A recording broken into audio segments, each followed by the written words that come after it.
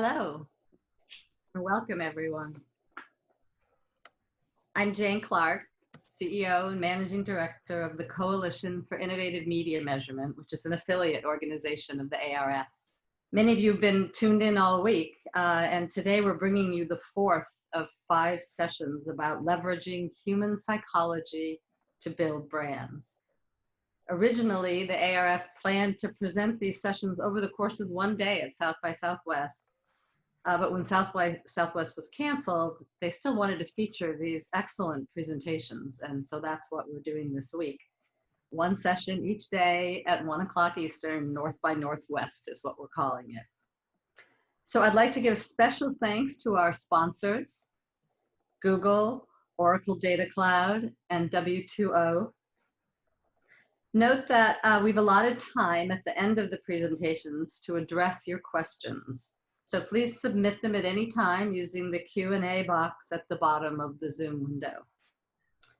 Also, we're recording this broadcast today, and we'll be sending out a link in a follow-up email so that you can view it on demand or share with colleagues. So the focus today is about approaches to impulse and considered purchases. Now, an impulse purchase is based on want rather than need. It's driven by consumers' aspiration and often a previously unrecognized desire. Whereas a considered purchase usually requires research and analysis and a larger investment of time and money. So what are the best engagement techniques for both types of purchases? How many points of interaction and frequency are considered optimal? What kind of media pairs best with impulse purchases? And how can you effectively differentiate your campaigns based on these goals? So here to share their work and shed some light on these questions are Karen Nelson-Field, founder and executive director of Amplified Intelligence and professor of media innovation at the University of Adelaide. And we're very pleased that Karen's joining us since it's about 2:33 a.m. Her time. Karen's a globally acclaimed researcher in media science. Her first book, Viral Marketing, The Science of Sharing, set the record straight on hunting for viral success. And her commercial work combines tech and innovative methodological design to look closely at attention metrics in a disrupting digital economy. And so today she's going to speak about research related to her new book, which is called The Attention Economy and How Media Works, Simple Truths for Marketers. And then our second speaker is Emmanuel, who's the SVP of Brand Health Tracking at Ipsos and author of Brand Hacks, How to Build Brands by Fulfilling the Human Quest for Meaning.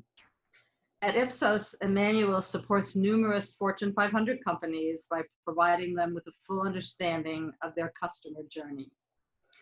He also teaches consumer market research at UCLA and writes about consumer psychology for numerous publications. And he's joining us today from LA. So let's get started. And first I'll turn it over to Emmanuel. Thank you, Jane, and thank you to the Advertising Research Foundation for organizing this event today. It's really a pleasure to be with you. And welcome everyone. The book is called Brand Hacks, and the starting point for Brand Hacks is to say that we're overwhelmed with media. We consume 11 hours of media per day. We check our phones about 83 times a day. We post over 49,000 pictures on Instagram. So this is really chaos, both as consumers and as practitioners. And as practitioners, as marketing professionals and market research professionals, we tend to be bubbled. And what I mean by this is we tend to speak with people like us. We travel to big cities like San Francisco and Los Angeles or Chicago and New York. And these cities are fascinating, but they don't really necessarily reflect the real world. We also read more, we spend more time online, and we're less in touch with the real world, if you will. Now, I have bad news for you all. That is, most consumers don't care about brands. Why? Because there are so many brands to choose from. And most of these brands are just not meaningful to us. what consumers are looking for really is meaning. And the point of this book is to say, let's identify these meanings consumers are trying to fulfill from their real brands that are more meaningful and more sustainable. So before we look into the specific meanings, I want to bring to your attention the importance of psychographics. And in the marketing research industry, for the longest time, we relied on demographics such as age, gender, region, income, educational background. As important, if not more important, are psychographics. And I want to illustrate this for you today. Think of Prince Charles. Prince Charles was born in 1948, grew up in England, married twice, 2 kids, successful in business and wealthy. All these are demo attributes we have for Prince Charles. Try to think of someone else, also born in 48, grew up in England, married twice, 2 kids, successful in business and wealthy. Exactly the same demographic attributes. And his name is Ozzy Osbourne. 3 cars on screen as a second example. On the left, we have a Ford Bronco, 1993. Some of you may remember this was O.J.'s getaway car in 1998. That car is about 17 miles to the gallon. In the middle is a Maserati, also about 17 miles to the gallon. It's obviously an Italian car. On the right, we have a Tesla, which is an electric car. What these 3 cars have in common is they're all about $80,000 to $85,000. And the point is to say that if you want to spend $80,000, $85,000 on a car, you can choose to make 3 statements. I'm a bad boy like AJ, I'm some sort of Italian lover with my Maserati, or I want to save the planet with my Tesla with Elon Musk. Important also to differentiate fads, trends, and meanings. A fad is something that fades. And diets, most diets are fads. Why? Because it's unlikely that you would want to eat broccoli for the rest of your life. A trend, in contrast, is something that lasts longer and is likely to influence the market. And think of CrossFit, for example, or Pilates, whereby brick and mortar businesses are built around those trends, and hopefully they will be around for years to come. A meaning, in contrast, is something that has a deeper impact on us as individuals, that is more fulfilling and conveys a sense of purpose. I want to illustrate here 2 ads, one tactical and one more strategic. Here we have an ad for Clorox, very, very tactical, not very meaningful, and we have a functional benefit that is Clorox is Lysol is stronger than Clorox. And here the point is to drive traffic to the website. It does the job, but again, not a strong sense of meaning.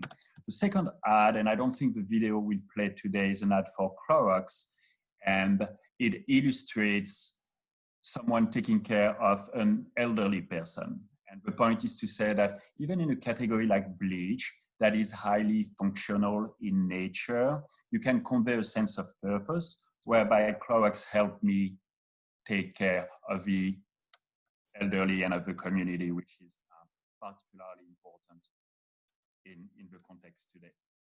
So as consumers, we're on a quest to find 3 types of meanings: personal meaning, social meaning, cultural meaning, which I will define for you now.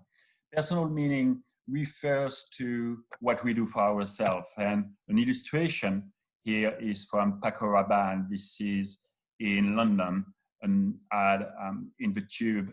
And with this fragrance, you can decide to make several statements about you: a strong me, a crazy me, erotic, fabulous, dangerous, or genius. And again, that illustrates how a product like this fragrance helps you make a statement about yourself. Another example is Equinox Health Clubs here in the US, and that's a campaign they started in January, which obviously has been paused since. But again, Equinox is not about the equipment. It's not about the treadmill and the elliptical trainer. It's about what statement you want to make yourself a gift to the world. So it gives you a sense of being part of something larger than yourself. Social meaning, well, those are the brands, the products, the conversations we have when we interact with people around us. And cultural meaning, so culture is a bit of a fuzzy concept, but it includes knowledge, beliefs, the arts, our customs. And two examples here of cultural meaning in advertising. First, what went wrong. In red, you have snapshots from an ad for Dolce & Gabbana. And Dolce & Gabbana had enlisted Asian models, and these models were to eat traditional Italian food with chopsticks. Backlash from the Asian community. Dolce & Gabbana had to cancel a catwalk, hundreds of thousands of negative social media mentions, and millions of dollars in damage. In blue, you see an ad for Pepsi that has been created by Pepsi in-house. And in short, that was a Black Lives Matter type of protest. And Kendall Jenner was to save the day with her can of Pepsi. Again, that was before the most recent events, but it was just as irrelevant as it is today, if not even more irrelevant. Kendall Jenner is a very talented young lady. The thing is, she grew up in Calabasas, 10 minutes from where I live, and she's just not qualified in this debate. I can tell you, we've never seen a Black Lives Matter type of protest in Calabasas. Cultural meaning done right in advertising. I don't think we will be able to view the video today, but this is a fantastic ad for Nike that has been created by Wyden and Kennedy. And this young lady sings a traditional Russian song in the ad and drives this sense of purpose around the brand of empowering athletes. And I encourage you to watch the ad on YouTube later on today. So in Brand Hacks in the book, we have 10 essential meanings. And obviously today, in the interest of time, we are going to look at 3 meanings. We're not going to cover them all. And the first one is happiness. And a key finding from the book is that the more connected we are, the lonelier we feel. And a quote that illustrates this perfectly comes from Overheard in LA, which is a famous Instagram account here in Los Angeles. This young lady says, "I live alone in a forest of lights." So this is counterintuitive, but technology and social media disconnects us from real people, if you will. What we look for as individuals is simple but fulfilling emotions, comfort, coziness, joy, something intimate, empathy. And joy is a great example because happiness is a fuzzy concept, but joy is clearly defined in intense, fleeting emotions that we experience in the moment. And you see this in advertising. For example, Johnny Walker in Europe that evolved its tagline into "Joy will take you further, keep walking." That's because Johnny Walker worked with a psychologist who specializes in happiness. His name is Matt Killingsworth, and was able to correlate the idea of joy, the feeling of joy, and the impact on sales and on brand awareness and brand health. Nostalgia is the second one. And nostalgia is omnipresent around us. In real estate, you can see this West Loop, Chicago, downtown New York, downtown Los Angeles, downtown San Francisco. And also in retail, arguably, nostalgia is what saves Urban Outfitters. A brand like Polaroid or Kodak is also going through a revival. In music, in the music industry, while music downloads are down, the physical formats like vinyl, they're up in sales across all age groups. So it's not only the Rolling Stones and the Beatles. Drake and Justin Timberlake do very, very well on the 18 to 35 age groups in physical formats. And that's because while artificial intelligence and machine learning and all those technologies are very compelling, well, they also make us feel insecure. And we want to go back to a time where things were simple And that's why we tend to go back to nostalgia. One technology that I find fascinating is neon, because neon is a very old technology. It's from the 20s and it's very simple. So forget about those LED screen and those complex technologies. Neon is just gas, glass, and electricity. And neon is pervasive in urbanism, in art, in marketing. What you see here on the right is a picture of a Conrad shop in London. It's an upscale designer furniture store, we should say. That's a health club that leverage neon. It's called Gymbox, also in London. This one is a restaurant downtown San Francisco that is blocks away from LinkedIn. Again, it's interesting to see neon gains traction with a younger audience, also because neon shines like nothing else and is very Instagrammable, as we like to say. So cocktails, oysters, and mischief. The last one, and all those pictures are from my personal collection, if you will. The last one is a picture I took in Los Angeles in a restaurant. Please don't do coke in the bathroom.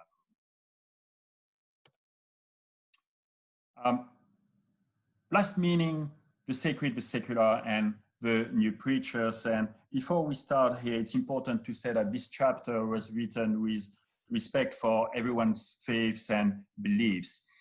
The argument here is to say that while church attendance is down in the US, that is not because people don't believe anymore. That is because brands, to some extent, have replaced the traditional role the church played in our society in the past. What you see in the background is the Oculus in New York. Again, we're downtown Manhattan here. It looks like a church or a cathedral. It is a train station and a shopping mall. So again, our beliefs in a higher power is shifting from the church to the secular. The picture you see on the right has been taken at Soul Cycle. And from the SEC filing, that's not my subjective read, it's Soul Cycle saying, well, we're a cult-like type of experience. And we're here to gather people around the instructor, and the instructor plays the role of the preacher here in this case.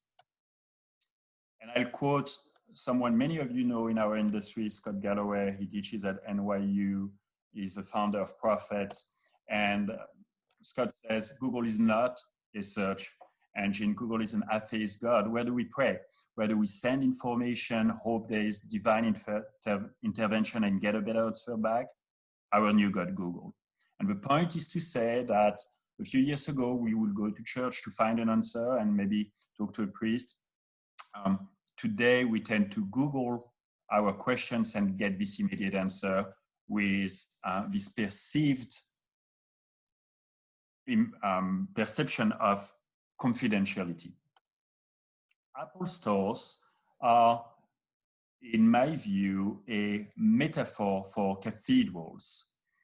And visited many Apple stores and researched dozens and dozens of Apple stores online.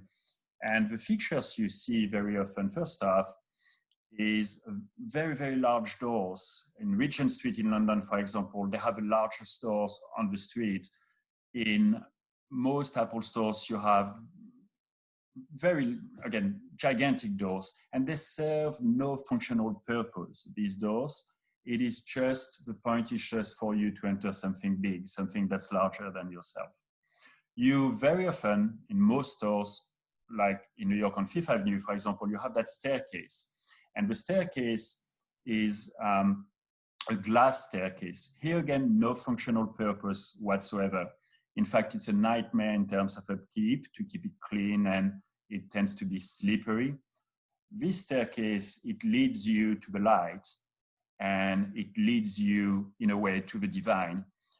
What's upstairs? Well, very often upstairs is the genius bar. And who are the Apple geniuses? They're the ones teaching you how to use these devices.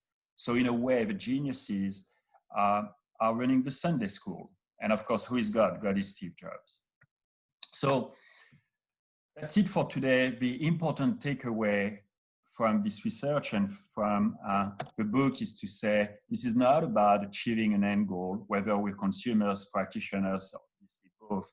It's about the quest itself. The quest for meaning is what's most fulfilling. And if you want to stay in touch, you're welcome to not follow me per se, but explore with me on LinkedIn or on Instagram at Real French Boy. Thank you, Jane.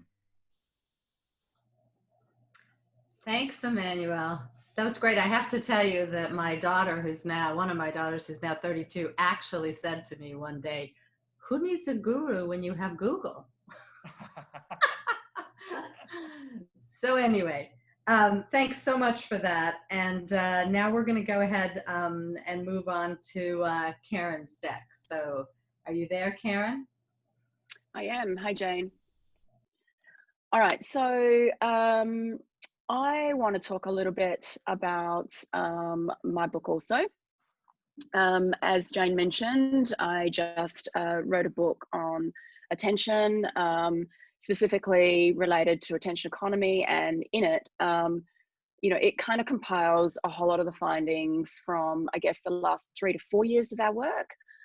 So what I wanted to do in this 20 minutes is just take you through some of the findings that matter most to marketers. I mean, Emmanuel picked up on, you know, how to grow brands through different, you know, emotions and nostalgia and bits and pieces, but we kind of look at things like attention and what sort of sparks or you know, from a top down or a bottom up perspective. So just enjoy.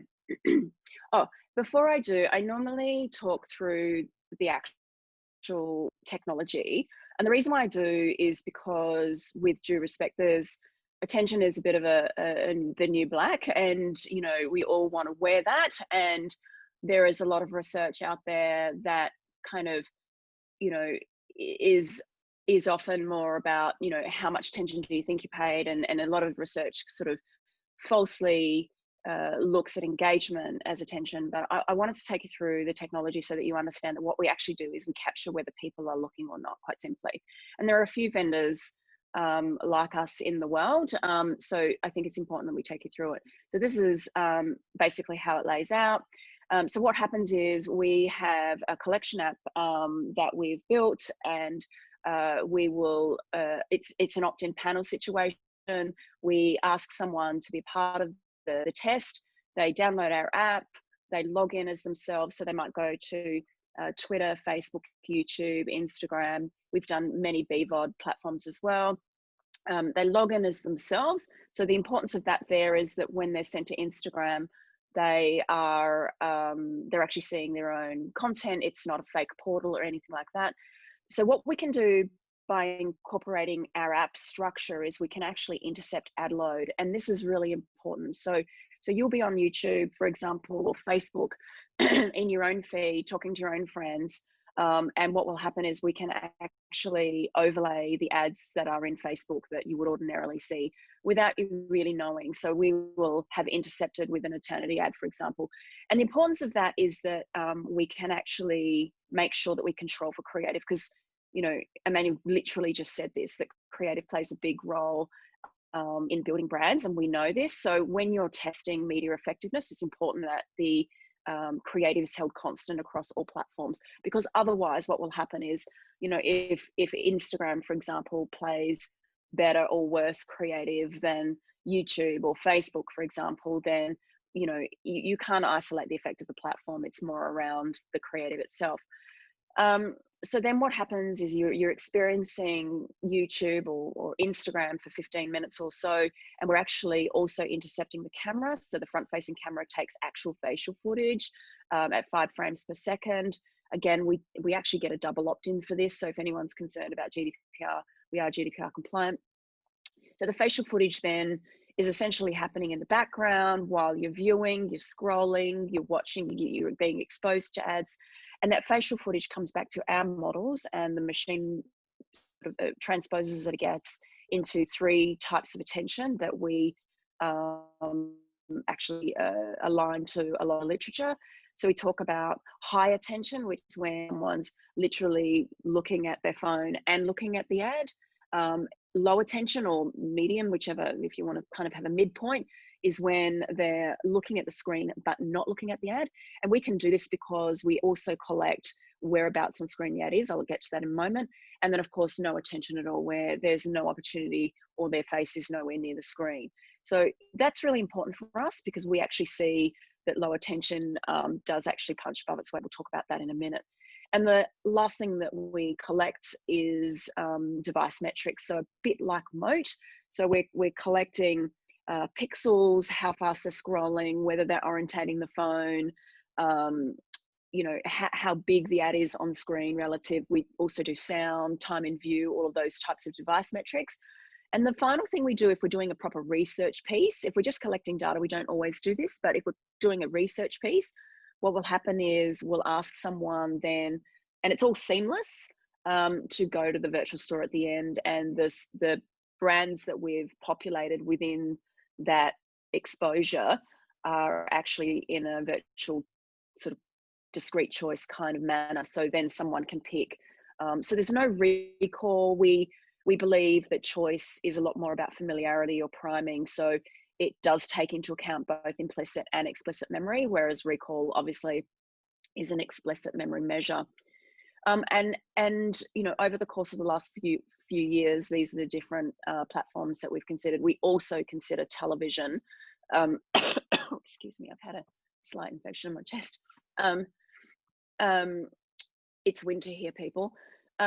So with TV, we do a similar thing where we actually send someone some hardware and their phone actually sits with the other side of the camera, the back-facing camera towards the couch, if you like, and they actually stream the content. So they pick from a bunch of channels and they stream the content to the big screen. So we do actually do cross-platform. Right, so that's the technology. So it's important to understand that because it's quite rigorous, it's passive, it's controlled. We do everything we can possibly to be fair to all platforms. Excuse me. So what have we learned? One of the first things is, and you know, again, Emmanuel kind of talked a little bit about this, but this translates to attention. We don't care about our brands that much, and attention in the age of distraction is not the focused version that marketers idealize. So, you know, we do live in this constant state of, you know, busy, and we do this thing called satisficing, which basically says that, you know, everything we see, we filter most of the things out, and we kind of let some things in to help us make sort of decisions. So we kind of often talk about living in this constant state of zombie or subconsciousness where, you know, occasionally you'll kind of jolt in and out and make, you know, pay some sort of conscious attention to something. But generally speaking, we are in our own bubble, as Emmanuel says. And what we can see in the data is that for advertising, this is not good news. We sort of switch in and out of focus quite considerably. The idea of it being kind of long, sustained, undivided attention is unfortunately rare and not realistic. So during an ad, we can kind of jump in from, you know, a full state of high attention to then kind of talking to our children, to, you know, looking at the person next to you, to looking above the ad. So this is the reality of what we face. And the sooner marketers kind of understand that, there are things you can do, the happier we'll be. So what we know from the literature is that guidance triggers can jumpstart this attention, if you like, even if momentarily. So top-down triggers are typically goal-orientated. So that's things that you find personally relevant and you go looking for on Google. And so you pay more attention to things. And so the concept of targeting is correct. There's a whole nother philosophical conversation around the ability to mass target, but that's another story. But the reality is personal relevance does make a difference, and we can even see that in our data. But the reality is most ads struggle to find relevance with their targets. So the key for general brand building is, you know, something called bottom-up triggers. It's when, you know, you try and it's not clickbaity, but it's essentially the idea of unintended attention, so unexpected stimuli. So you look at something that you weren't expecting, and, you know, even for fleeting moment, take it in and move on. And if it becomes relevant at that point, that's when you might pay some more sustained attention. But Professor Jared Horvath out of Melbourne actually has written a book on this concept of unexpectedness, and he actually talks about how children can be educated and how you can gain their attention through unexpected delivery, which is a great book. But he talks about the idea of if you actually want to completely grab an individual's attention, then you must break their prediction. So he says when a prediction fails, the brain becomes primed to take in and hold on to new information. So this is why we see, and I think in some ways, you know, to Emmanuel's point, this is potentially where this fits in. So emotion, we see even in our own data, is an unexpectedness trigger. And Jane said that my first book was about content diffusion. So it actually started because back in the day, you know, 6 years ago, the whole concept of, you know, emotional challenge on ads would make you share more. And in some ways it's correct, but that's certainly not the only way content is passed on. But the reality is we see this in our data. So emotion is an unexpectedness trigger. So we can definitely see spikes in the data when there's something, you know, highly emotive. What is highly emotive to one is very different to what's highly emotive to another. So that's a whole nother conversation and lecture. The other we see quite clearly, and I can't talk too much about this piece of work, but we started to see some relevance around sound in the last piece of work we did with Dentsu Global. But the more recent piece we've done with Screenforce Europe, we actually see that sound is a good trigger. And we actually can start to see a bit of a sweet spot in terms of volume. So more on that later. But, you know, if sound is down, the reality is not many people pay attention to it, certainly not visual attention. But we do see a sweet spot, excuse me. And then there's creative unexpectedness, excuse me. And this is a classic example of, you know, the concept of Colonel Sanders and Whedon and Kennedy Partners, I think in Portland did this, but, you know, they've kind of updated, you know, Colonel Sanders, and I'm certainly drawn to that screen. So that's unexpected. So they do a fantastic job of sort of making the deemed asset sort of relevant 100 years later, and it's not something you typically would see of Colonel Sanders. This one is really important. Guidance triggers are fantastic. That's great. Get your creative right. We all know that it makes a difference. But if you can't see the ad, guidance triggers won't help. And, you know, if you've seen any of my work, you'll know that I'm a big ad visibility advocate. And I talk about ad visibility in two ways. Usually you hear the concept of viewability, which is typically just pixels on screen and time on screen.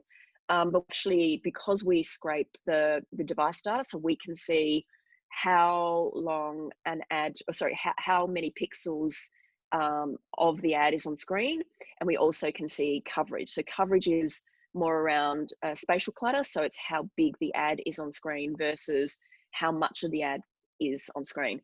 And they're two different things, but both relate. They're very highly related. Obviously, the more pixels, the more coverage, but at the same time, you can have 100% pixels ad, but a small coverage. So the idea is that you should try and maximize both. Excuse me.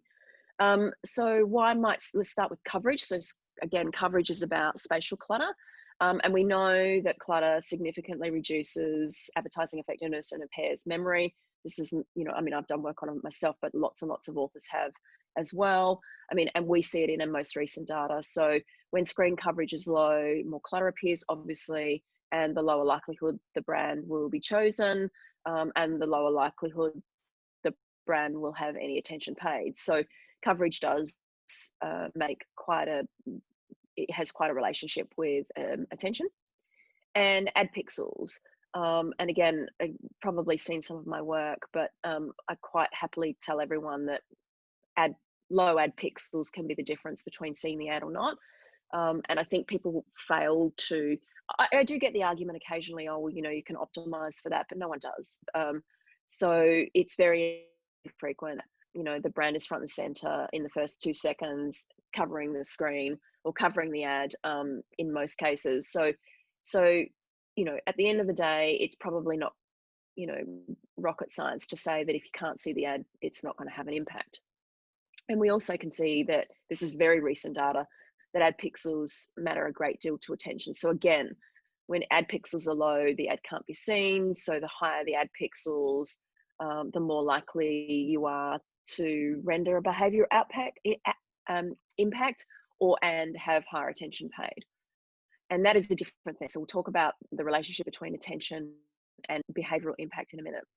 So, you know, time on screen helps as well, but we actually see in our data that there are diminishing returns, which means, you know, it's not exponential. So it's not, once it sort of hits a sweet spot there as well, it just means, you know, you've done your job.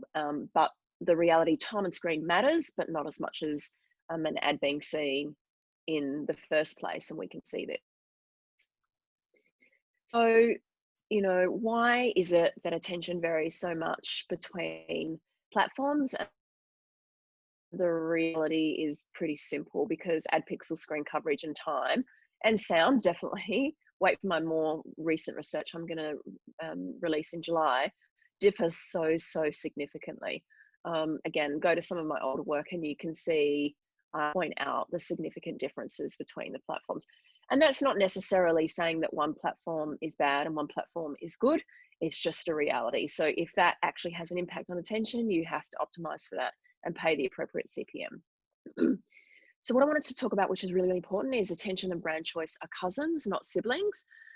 What this means is that not all attention translates to a sale.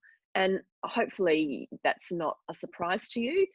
The reality is, we know that advertising is not persuasive, and moreover, so the point of advertising is not persuasive is that just because you see something doesn't mean you're going to drop everything and run out and buy it. But you might, you know, you might certainly take it in or recognize it, and it will build mental availability, but it doesn't necessarily mean it'll translate to a sale. And moreover, because most ads fail to link the ad to a brand at all, let alone at critical attention points on my video page. So what we see, obviously, this is an Australian brand, but I get that, no, I mean, it's hard for an international audience to kind of recognize this one, but this is a really, really, really big brand here. And this was definitely the strongest in terms of arousal when we tested it. And it was a high attention moment, but no one, whenever I ask someone here, no one really knows what that brand is, let alone what category it is. I mean, obviously with the bushfires recently, it's hijacked this asset, but this is an insurance brand. So very, very few people can pick that. So the reality is, we find that the mere presence of branding at attention peaks does increase the chance of buying. So it's really, really important not to be shy. If you have some talent or a piece of emotion or some nostalgia or whatever it is in the ad that you know is unexpected and you know it's going to cause some unintended attention, don't be shy to make sure that you link the brand with the audience. Because I often say, when the brand is missing, I normally ask people in the audience to say this with me. When the brand is missing, we fill in the blanks, and that is really, really important. Our brains are trained to do this thing called satisficing, which means, and if anyone knows anything about Andrew Ehrenberger's work, you'll know that if you're a smaller brand and someone fills in the blanks, it's likely that the attention that you work so hard for will benefit your larger competitor, relative to double jeopardy. So I often say that quality branding is one of the most underrated variables of success.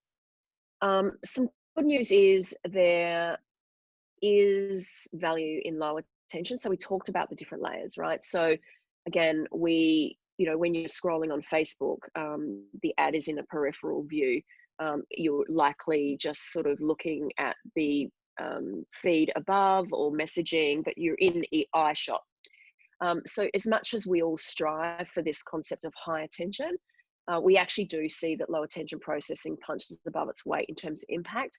And that's actually good news for advertisers. Obviously, we strive for high sustained attention, but that is unrealistic. So the reality is, if the best we can do is this state of perpetual subconsciousness or zombie, we can actually see in the data that low attention does punch above its weight, and it has the biggest impact from moving from no attention to some attention. Normally I would show you a video, but this is kind of consistent of this whole concept of priming, that you didn't realize that you saw it, but there was some behavioral impact from it, and that's what we see in our data. But people, this is where distinctive assets becomes more and more important. So in an age where attention is fleeting, divided, it's so hard to build brands, particularly in the online forums. So use distinctive assets, make sure that you make the ad super easy to recognize in a divided state. And again, this is where we see that recall suffers, because recall is an explicit memory metric. Half the time you don't even know that you've seen it, but you have. And again, remember that attention and memory is not the same thing. So even if someone pays attention, you still have to teach them what brand it is. So I often say in an attention economy, not all reach is equal. So a lot of the work that we do where I am is connect the dots between media buying specifically and how attention or human processing works, more so than Emmanuel, who does obviously with the creative work. So thank you so much, everyone, and thank you to our amazing sponsors as well.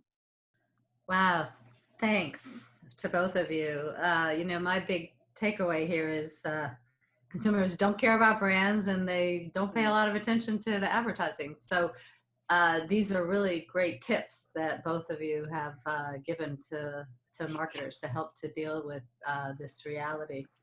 And those of you who have any questions, don't forget to put them into the chat box. The Q&A box. So I have plenty of my own that we can get started with. One of the things that I was just kind of wondering, as kind of an obvious first question, is if whether anything is different for you all in the time of COVID, if you're having to make any adaptations, or you're finding anything new in your research, or the application of your findings in this current environment. I don't know, Karen, why don't you start? If I'm 100% honest, we only dip in and out infrequently. We're not an always on collection. So we, on purpose, decided not to collect. So we don't have any data through this period. But what I would expect, I think there's plenty of evidence that people are glued to screens in terms of news. So I would imagine that the average attention and attentive seconds and continuous attentive seconds would be considerably higher.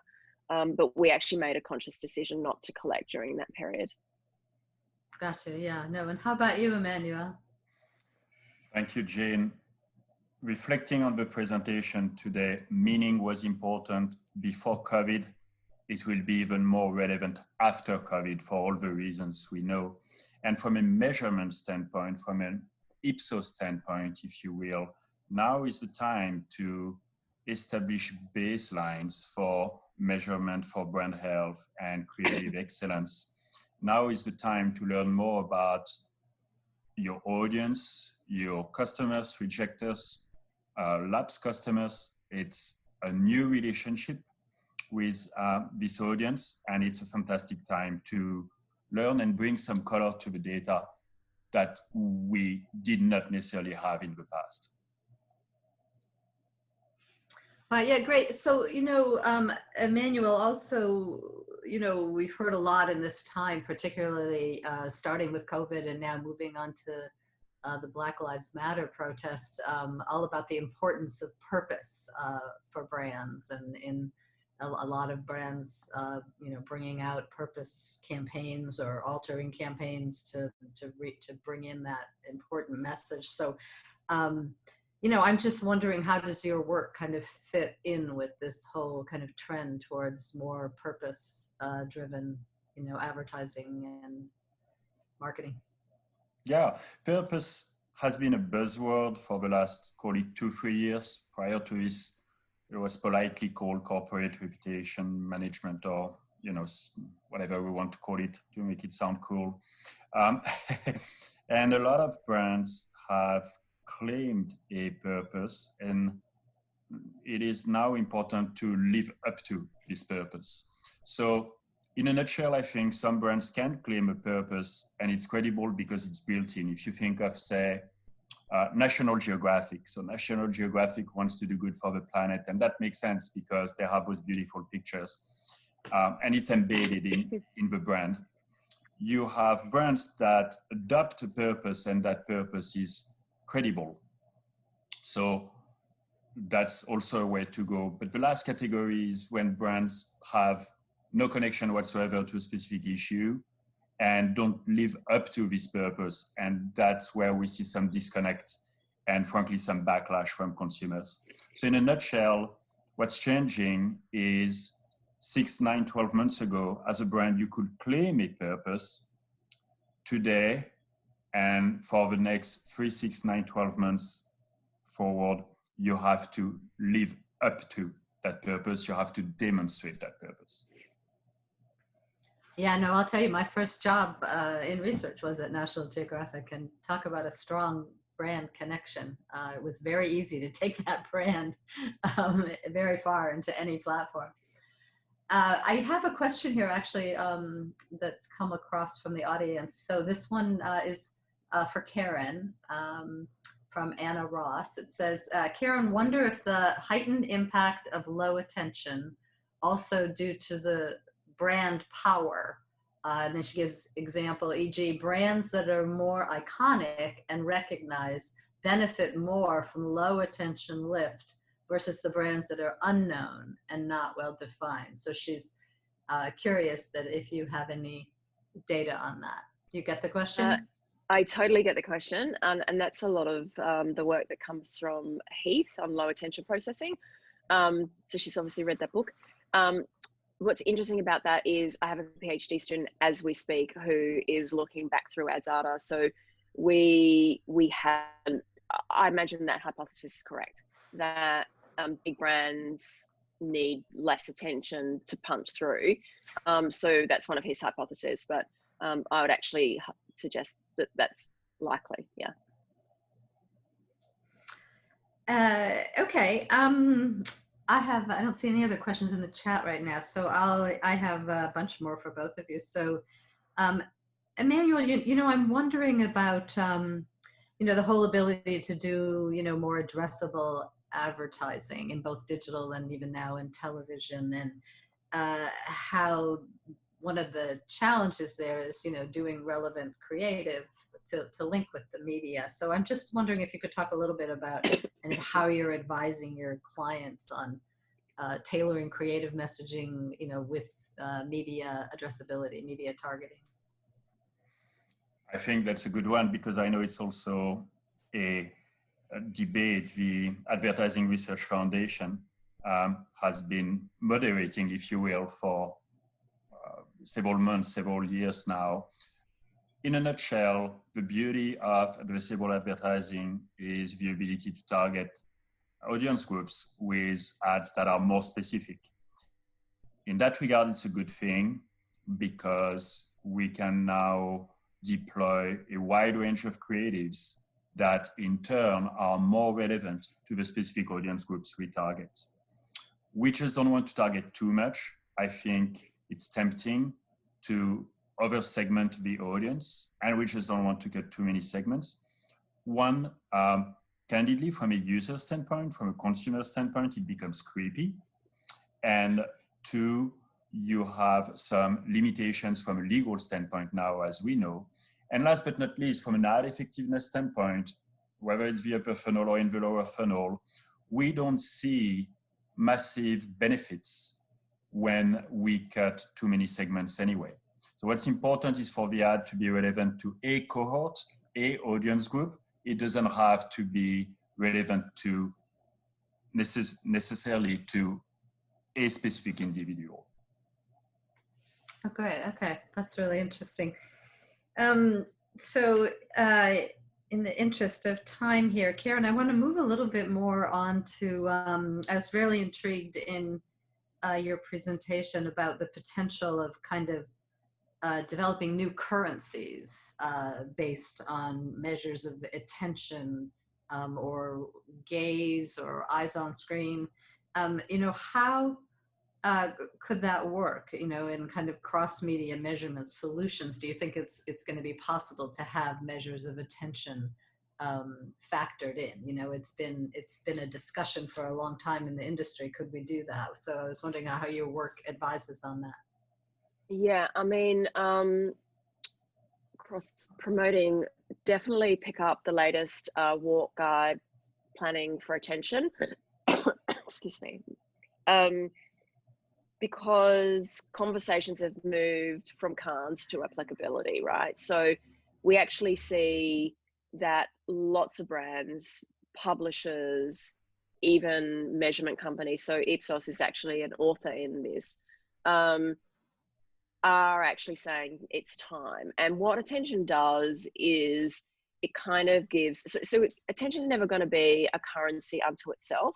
The reality is it's a validation layer, right? So people are starting to buy the data for validation against their standard reach and frequency metrics.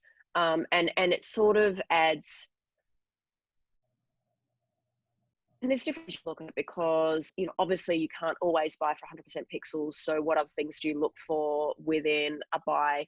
And it might be the sound option and things like that.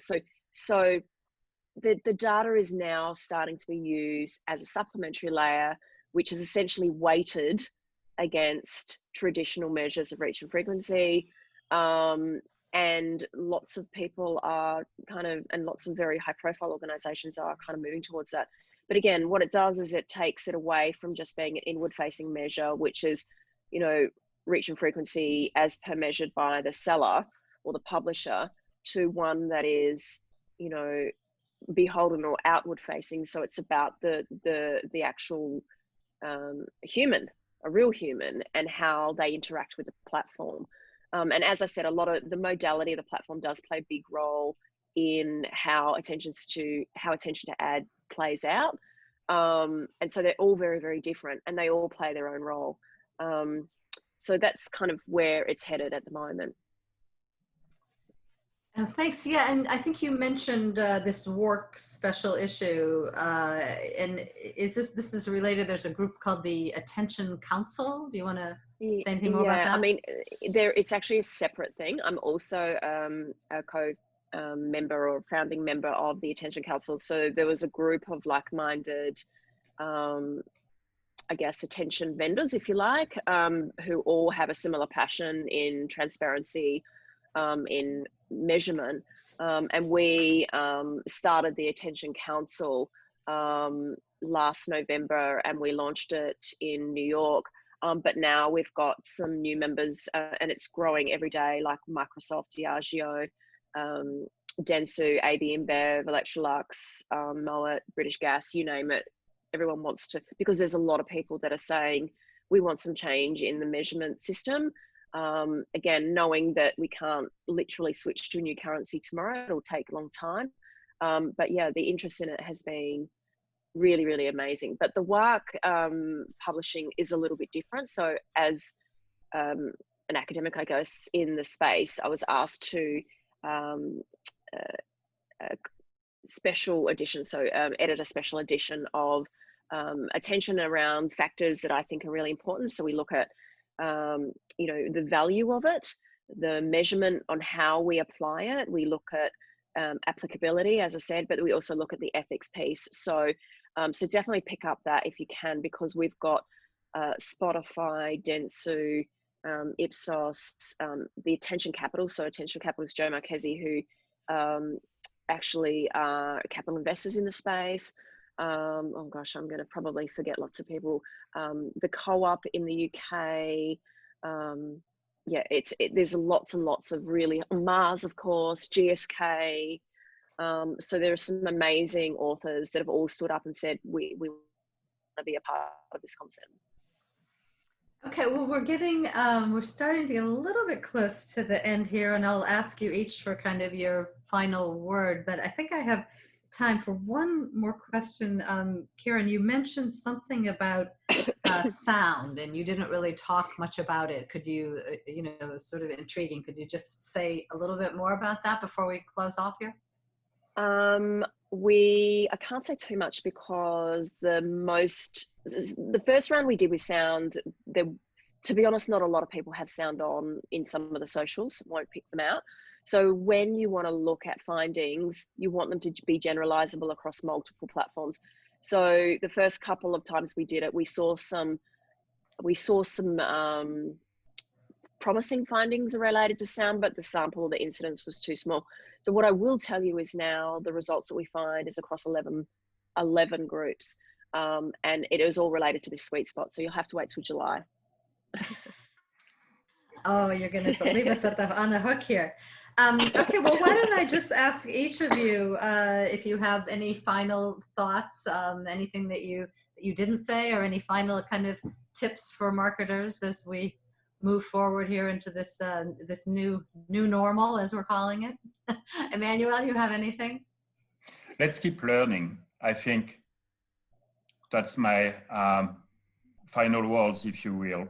Now is a great time to learn new things, to enter a new relationship with the audience. What I mean by this is it's a good time to foster a more meaningful, a deeper connection between the brand and the audience. It's a great time to learn about what really matters to the audience and decipher between what was superfluous before and what will be meaningful in the future. So it's a great time to learn, and it's a great time to implement this. Yeah, good advice for all of us, not only consumer-facing brands. How about you, Karen? Any last final words? I do. I think from my side, humans are complex, particularly females. So I feel like, in looking at attention measurement, try not to over-engineer the reality. The reality is we're looking at whether someone actually saw an ad. We're not looking at whether their brain is working 300 times a minute and processing and how it all connects with the nodes and the amygdala. And so when you're trying to understand attention at scale, it's not an ECG. So be realistic with what exactly we're looking at. And it's really not engagement. What we're looking at is taking an opportunity to see to an actual human view. Well, great. Well, thanks, you guys. This was really interesting. I learned a lot already today.